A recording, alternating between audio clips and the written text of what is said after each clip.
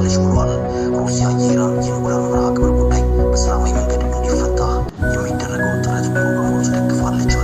ፑቲን ከኔታንያሁ ጋር ባደረጉት ውይይት ወደ ድርድር ሂደት የመመለስን አስፈላጊነት አጽንኦት ሰጥተዋል። ፑቲን ውጥረቱ እንዳይባባስ ለማሸማገል ዝግጁ መሆናቸውን ተናግረዋል። የኢራን ፕሬዝዳንት ቴህራን ለእስራኤል ጥቃት ተገቢውን ምላሽ እንደምትሰጥ ለፑቲን አስታውቋል ሲል ስፑትኒክ ዘግቧል።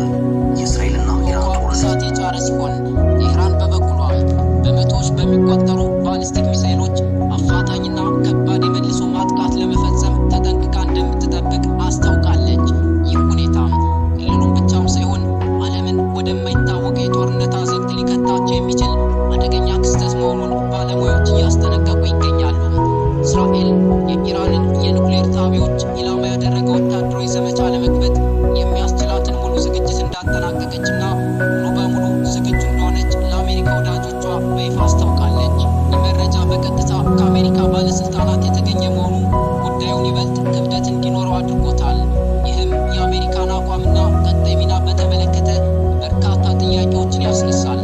እስራኤል ኢራን የኒውክሌር ጦር መሳሪያ ባለቤት መሆኗ ለህልውናዋ ቀጥተኛ ስጋት እንደሆነ ደጋግማ ስትገልጽ መቆየቷ አይዘነጋም።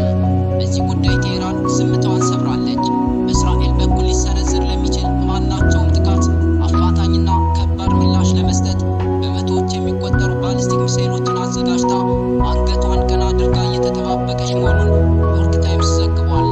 የኢራን ዝግጅት የመከላከያ ብቻም ሳይሆን ጥቃት ከተሰነዘረባት በቅጽበት ከባድ ዋጋ የሚያስከፍል የመልሶ ማጥቃት እርምጃ ለመውሰድ ያለመ መሆኑ ተመልክቷል። ይህ የኢራን የእሳት በእሳት ምላሽ ስትራቴጂ ያሳያል። በእስራኤልና በኢራን መካከል ያለው ውጥረት አዲስ ባይሆንም አሁን የተሰሙት የሙሉ ዝግጁነትና የመቶዎች ሚሳኤሎች የበቀል ዝግጅት መረጃዎች ሁኔታውን ወደ ቀይ መስመር አሸጋግረውታል። ዓለም ትንፋሿን ውጣ ቀጣዩን የሀያላኑን እርምጃ በከፍተኛ ስጋትና ጉጉት